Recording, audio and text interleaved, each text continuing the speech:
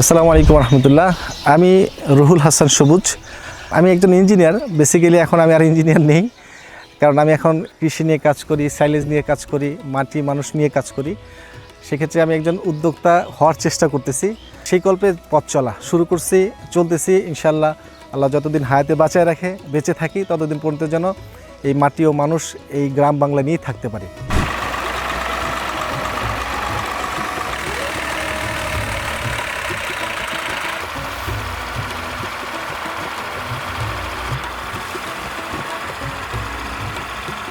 আমার যে পথ চলাটা, এটা এতটা সহজ ছিল না। কারণ হচ্ছে প্রত্যেকটা জিনিসের শুরুটা কষ্টেরই হয়। সেক্ষেত্রে আমারও বিকল্প অন্য কিছু ছিল না। আমি যখন প্রথম এই সাইলেজ ব্যবসাটা শুরু করি বা উদ্যোগ শুরু করি, আমার ফ্যামিলি, আমার শুভাকাঙ্ক্ষী যারা ছিলেন, প্রত্যেকে আমাকে নিষেধ করেছে যে তুমি একজন ইঞ্জিনিয়ার হয়ে কেন এই পথ বেছে নিলা, বা ইনকাম অফ সোর্স, ব্যবসা বাণিজ্য তো অনেক জায়গা আছে, অনেক ক্ষেত্র আছে। তো যাই হোক, আমি আসলে এটা আমি নিজে ধারণ করতাম, এটা আমি আসলে নিজে ওন করতাম জিনিসটা, যে না, আমি এই লেভেলে একটা উদ্যোক্তা হতে চাই। সেখান থেকে শুরু করা। তো প্রথম বছর শুরু করার পরে আমার ব্যাপক ভালো একটা আমি লস হয়, আমার অর্থনৈতিকভাবে আমি অনেক ক্ষতিগ্রস্ত হই। একবার মোটামুটি চিন্তা করেছিলাম, যেটা বাস্তব সত্য কথা, যে আমি এই ব্যবসা আর করবো না। এই চিন্তা আমার ভিতরে কাজ করছিল যে না, আমার ফ্যামিলি, আমার শুভাকাঙ্ক্ষী যারা আছে, এরা যেহেতু নিষেধ করছে, কাজটা কি করব, বাদ দিয়ে দিই। পরে আবার চিন্তা করলাম, না আসলে এভাবে ভেঙে পড়লে তো আসলে হবে না, এবং অনেক ক্যালকুলেশন করে দেখলাম যদি আমি এটা বাদ দিয়ে দিই, আমার যে লসের পরিমাণ দাঁড়িয়েছে এটা ডাবল হয়ে যাবে। তো নেক্সট সিজনে আমি আবার শুরু করলাম এবং কিছু জমি বাড়াইলাম, আলহামদুলিল্লাহ। বাড়ায় মোটামুটি দ্বিতীয় ধাপে 220 থেকে 250 বিঘা জমি আমি মোটামুটি কাল্টিভেশনের আওতায় এনেছি। তো দ্বিতীয় বছরে সেম, আমি খুব আহামরি কোনো অর্জন আমার হয়নি। তো আলহামদুলিল্লাহ আপনাদের দোয়া তৃতীয় বছরে গিয়ে আমি উপলব্ধি করতে পারি যে না, আমি সঠিক ট্র্যাকে আছি, সঠিক জায়গাতে আছি। তো সেই প্রেক্ষাপট অনুযায়ী এটা আমার চতুর্থ বছর চলে। চতুর্থ বছরে আমি এই বছর আলহামদুলিল্লাহ আপনাদের দোয়ায় প্রায় 530 বিঘা, 550 বিঘার মতো জমি আমি সাইলেজের প্রজেক্ট করতে সক্ষম হয়েছি, যেটা এখনও চলমান। আপনারা দেখতে পাচ্ছেন আমার পিছনে পিট হচ্ছে সাইলেজের, মাঠেও কাজ হচ্ছে। তো সব মিলিয়ে আমার এই কর্মযোগ্য, আপনাদের অনুপ্রেরণা, আপনাদের দোয়া, আমার প্রচেষ্টা, এবং সর্বোপরি আমার সৃষ্টিকর্তা যিনি আছেন আল্লাহ তাআলা, ওনার পক্ষ থেকে মেহেরবানি হওয়ার কারণেই আমি আমার কাজগুলো চালিয়ে যেতে পারছি।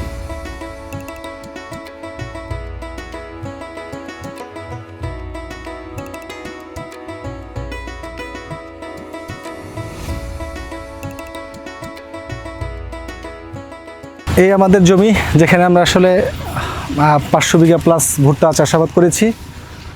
আমাদের গাছ মাশাআল্লাহ আলহামদুলিল্লাহ বেশ ভালো হাইট পেয়েছে, গাছের ফলন ভালো, কারণ আমরা চেষ্টা করি উন্নত মানের বীজ ব্যবহার করার জন্য। আপনাদেরকে দেখাই, এই যে আমাদের মিল্কিং স্টেজের ভুট্টা, এই যে টিপি দিলে একটু সাদা কষামতে বের হয়, যেটাকে মিল্কিং স্টেজ বলে। এই স্টেজটা আমরা মেনটেন করার চেষ্টা করি। ওই যে দেখতে পাচ্ছেন চপিং মেশিন, এটা তুরস্কের চপার, একটা সেই কোম্পানি ইম্পোর্ট করে এটা। তো আমরা চেষ্টা করি ভালো মানের গাছগুলো ভালো মেশিন দিয়ে চপিং করা, কারণ এখানে চপিং একটা ইম্পর্টেন্ট পার্ট। সাইলেজের গুণগত মান রক্ষার্থে ভালো মিল্কিং স্টেজে ভালো মেশিন দ্বারা চপিং করার দ্বারা আপনার ফার্মেন্টেশনের কোয়ালিটিও ভালো হয়। যে গোখাদ্য হিসেবে যে এটা যখন উপকরণ তৈরি হয়, এই পারফেক্ট চপিংয়ের কারণে এটা গুণগত মান ঠিক থাকে। তো আমাদের ওইখানে চপিং কার্যক্রম চলতেছে, আপনারা দেখতে পাচ্ছেন।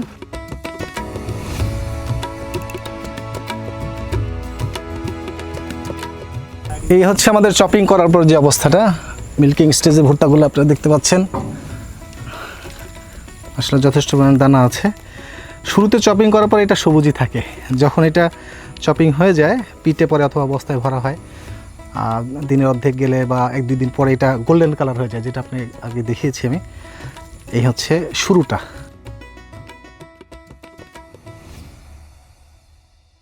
আজকে আমি চলে এসেছি মুন্সিগঞ্জ জেলার শ্রীনগর উপজেলার ভাগ্যকুল গ্রামে। এখানে দেখতে এসেছি কিং সাইলেজ তৈরির প্রক্রিয়া। দিন দিন দানাদার খাদ্যের দাম যেভাবে বাড়ছে, এতে করে খামারিদের খামার পরিচালনা করতে গিয়ে হিমশিম খেতে হচ্ছে। তো এই দানাদার খাদ্যের ওপরে একটু চাপ কমাতে বা খামারিদের উপর একটু চাপ কমাতে আপনারা কিন্তু সাইলেজ মুখী হতে পারেন। তো আমি চলে এসেছি কিভাবে কিং সাইলেজ তৈরি করতে হয় বা তৈরি করেন এখানকার ওনার, এটা জানার জন্য। কারণ আমরা সাইলেজ নিয়ে অনেক রকমের কমপ্লেইন শুনতে পাই, অনেক জায়গায় সাইলেজ তৈরি হচ্ছে কিন্তু খামারিরা সেই সাইলেজ খাইয়ে কোনো রকমের যে আউটপুটটা আসার কথা সেটা পাচ্ছেন না। তো ভাইয়ার কাছে চলে এলাম একটু জানতে যে ভাইয়া আসলে কি প্রক্রিয়া সাইলেজটি তৈরি করছেন, এইটার মানটা কেমন, গুণগত মান কেমন। ভাই আমি একটু প্রথমেই শুনবো যে সাইলেজ তৈরির করার নিয়ম রয়েছে, তৈরির কয়েকটি ধাপ রয়েছে, এই ধাপগুলো যদি সঠিক উপায়ে না করা হয় তাহলে কিন্তু ওই যে আমি বললাম যে প্রসিদ্ধ খাবার বা যেই জন্য খাওয়ানো হয় সেই মানটা কিন্তু থাকে না, আর থাকেও না, আর কাজেও এলো না। তো কয়টি ধাপ পার করতে হয় আপনাকে? ধাপ যদি আমি চিন্তা করি সেক্ষেত্রে প্রথম ধাপ যেটা, জমি থেকে ফসলটা কেটে আমরা এটা চপিং করি, মিল্কিং স্টেজে যখন আসে সেটাকে চপিং করে সেটাকে আমরা নির্দিষ্ট একটা জায়গা, আপনারা ইতিপূর্বে দেখেছেন এখানে আমরা করতেছি প্রক্রিয়াজাত করার জন্য।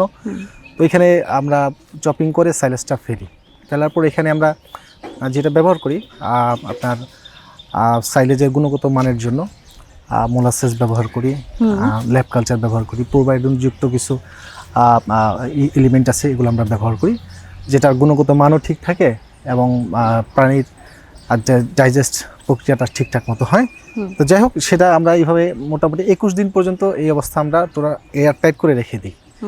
রেখে দেওয়ার পরে এটা যখন 21 দিন ফুল ফার্মেন্টেশন হয় তখন আমরা এটা প্রক্রিয়াজাত কমপ্লিট হয়ে যাওয়ার পরে বাজারজাতকরণের জন্য আমরা এটা বস্তায়, আমরা 2টা লেয়ারে বস্তা করি, আপনারা জানেন। একটা হচ্ছে একটা ইনার পলি থাকে ভিতরে, এটার ভিতরে সাইলেজটা করে উপরে একটা প্লাস্টিক বস্তা দিয়ে আমরা এটা এয়ার টাইট করে ভ্যাকুয়াম করে দেন আমরা এটাকে সিল করে দিই।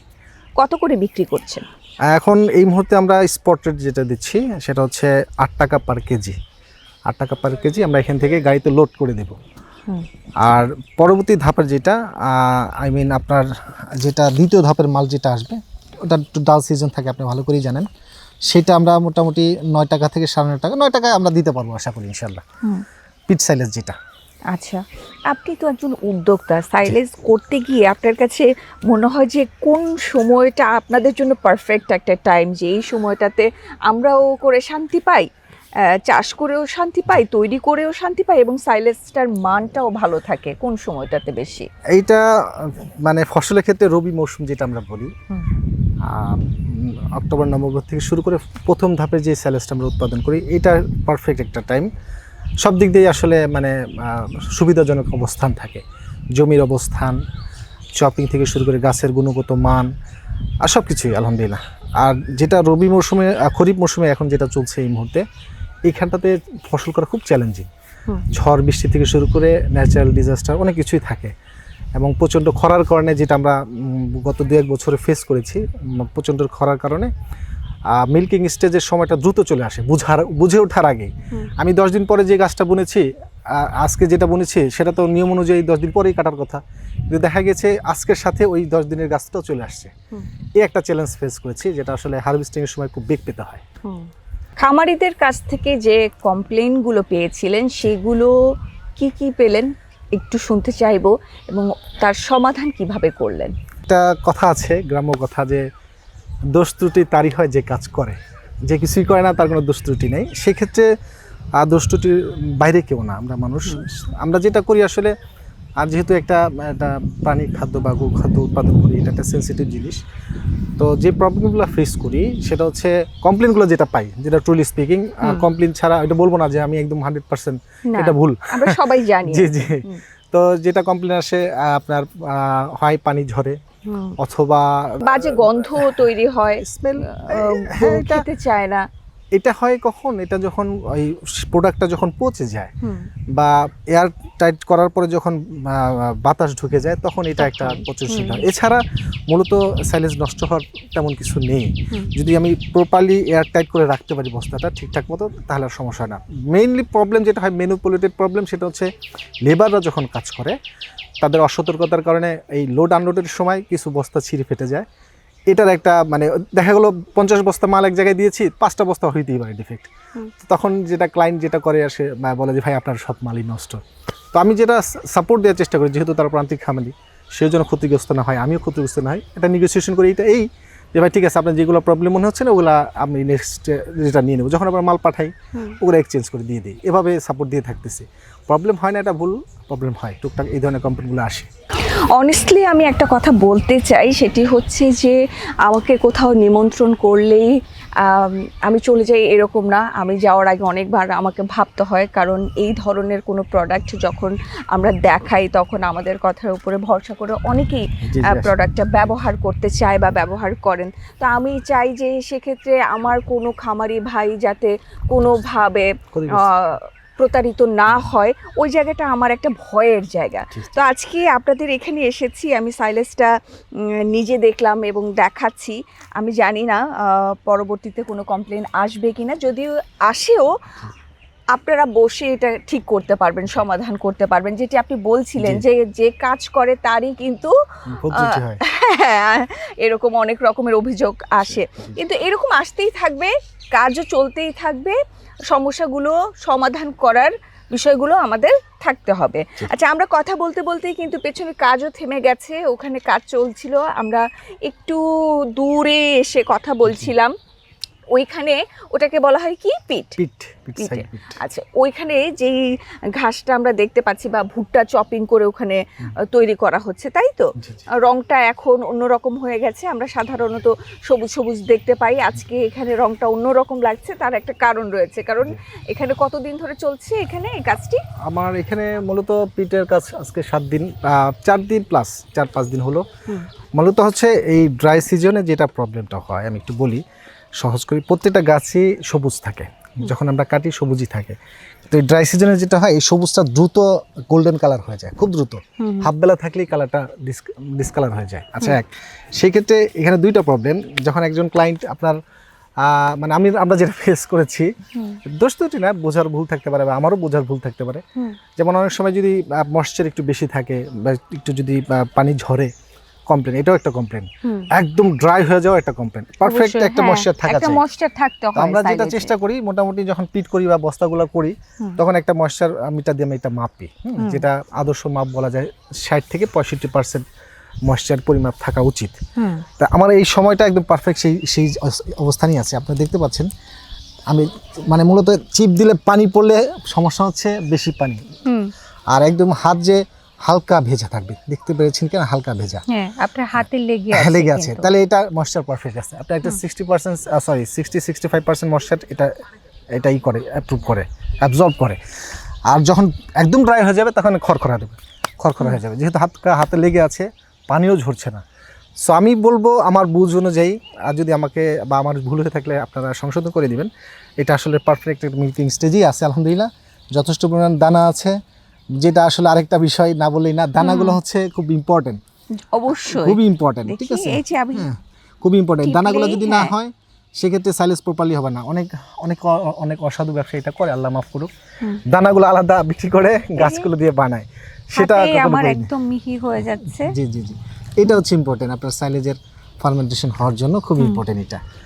আচ্ছা, আমরা দেখাচ্ছি কিং সাইলেজ, যেটা আপনারা পেয়ে যাবেন 8 টাকা কেজিতে, লোড পয়েন্টে। এই মুহূর্তে আপনাদের সঙ্গে কতজন ক্লায়েন্ট জড়িত আছে?